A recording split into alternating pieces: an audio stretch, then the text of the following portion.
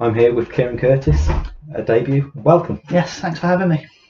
So, been coming down to see Trinity a couple of times recently with your studies at Lincoln University? Yes, so studying sports journalism. I'm currently in second year of the course, and obviously this is all helpful in building up the uni work, and it's a good experience to be down here and helping you guys out. Yeah, certainly appreciate it. Just gives you a bit of a flavour of what goes on. Yeah. Obviously, non-league clubs, very much volunteer driven, but it gives fantastic opportunities for people like you to get involved. Yeah, and it's the heart of football, isn't it, non-league? It's where it all starts for some players, so it's great to be down here and witnessing some of it. Yeah, and well, when it's games like that, it's Yes. certainly worth freezing your bits and pieces on. Yeah, makes it easier coming out in the cold. Yeah, but on to today's game. Fantastic performance from Trinity. Dug in the first half, difficult conditions. A couple of fantastic goals. Yes. Yeah. And it was more impressive given the conditions, especially if we look at the second one, the way that they built up the attack on the counter through the third.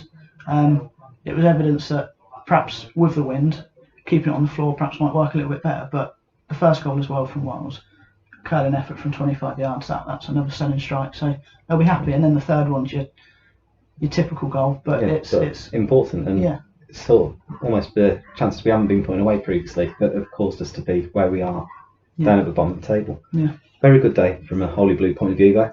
Out of the drop zone. Yes. Starting to close the gaps down on teams above us now. Mm-hmm. Yeah, Buxton lost, didn't they? So that closed the gap. I mean, you're above them now on goal difference, I believe. Yeah. And then obviously teams below you playing each other and taking points off each other. So exactly, all helpful. But all we can do is keep this running going. It's been stretched now to 6 games. Yeah. First Saturday win at home. Yeah, definitely. All positives, and it's all stepped in the right direction. When we spoke to Simon Russell after the game against Whitby, he said, "Okay, we've gone 5 unbeaten. Can we go 10? Can we go 20? Can we keep on going?" Yeah, momentum's obviously key when you're trying to get away from the position you're currently in. You've got to put them wins together or draws. Just staying unbeaten and not losing is obviously the key. And if they can do that, moving on to Radcliffe Borough at the weekend, that'll be another. And obviously that'll be 7 then, and that'll be great bit of form for Gainsborough. There's never an easy part of the season, but the next couple of weeks are going to be absolutely massive. 3 away games and having that away form as well. Curtis has picked up some really good results away from home, some of our bigger performances. I'm not going anywhere expecting to score 5, but we scored 5 away from home on 2 occasions. We scored 4 away from home in another game under Curtis. He almost enjoys going away from home with Trinity. So 3 games on the bounce away. We've got Radcliffe, like you touched on. We've got completely gone from my head. Everton Colliery, another of the sides around us. We had a very good result against Stalybridge today, who were up in the playoff positions, and then we've got Stalybridge themselves. So Radcliffe, Stalybridge, both around the playoffs, Everton around us. Difficult games, but in this form that Trinity are displaying at the moment, anything can happen. And that's what the team and Curtis will probably be saying, like bring them on, bring on the big games, because if you build up a confidence in not losing, they're going to welcome tougher challenges. They're going to want them. And I'm not sure he'll mind touching on the point you said about them being away from home.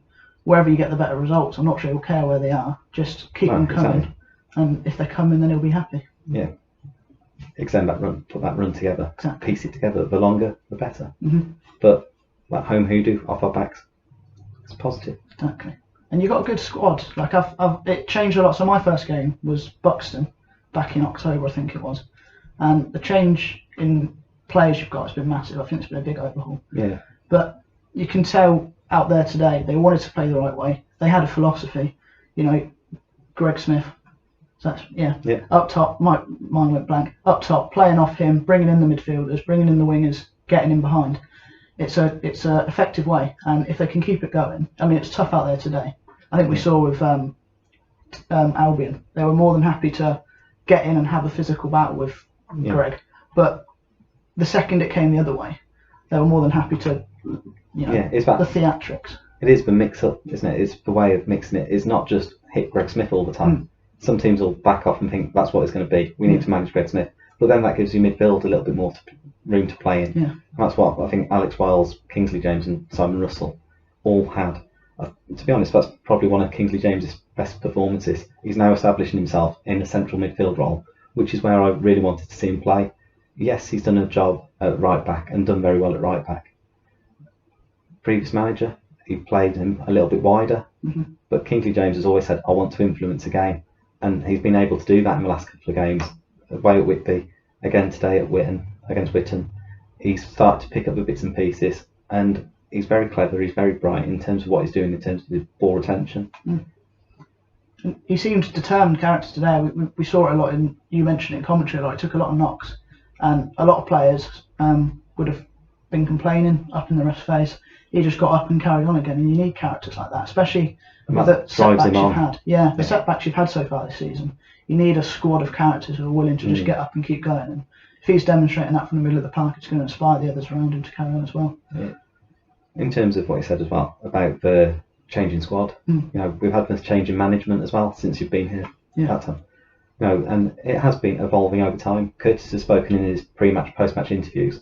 It's important to evolve the squad, change the squad, get the sort of players that he wants in, but to do that whilst you're also winning games of football, putting points on the board. Yeah. With the pressure you're currently under as well. Yeah. It's not easy, but he's managing it really well. Yeah. He has hinted that that's the end of his recruitment unless injuries take hold. There may be a couple of outgoings, but for now, that's his business done. Yeah, and from what I've seen, he's built a team where you can win in a number of different ways, like you touched on. Yeah, you can smash it long to Greg Smith and play off it, but you can work it through the midfield. You saw a range of goals today. The first one, the skill to curl it from 25 yards. The second one, the team play, the movement, the passing. And the third one, you can get physical in the air and bully other teams and smash it in the back of the net from a few yards out. But that's 3 different types of goal, and you've demonstrated you can score in all sorts of ways, and that's going to be helpful.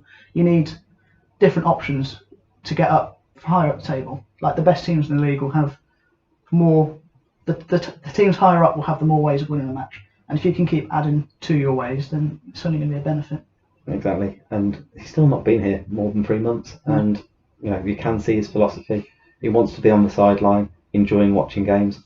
We, as supporters, as people involved with the club, want to enjoy going to watch games, and the enjoyment's coming back. Yeah, starting to see that now. It was evident in the crowd. A number of times they broke out into a chant, and that always came off the back of a spark in the play. Like something big would happen, a run would be made, a shot, and it would spark it. And the players sort of need that sometimes. Take the confidence, and you'll be supported by the crowd, and they got that today. Yeah, the Trinity faithful have always been positive and supportive, but now Curtis wants them to be held to a higher account. Supporters hold the players to higher account. If you see something good, let us know about it, support it, back it, trigger something.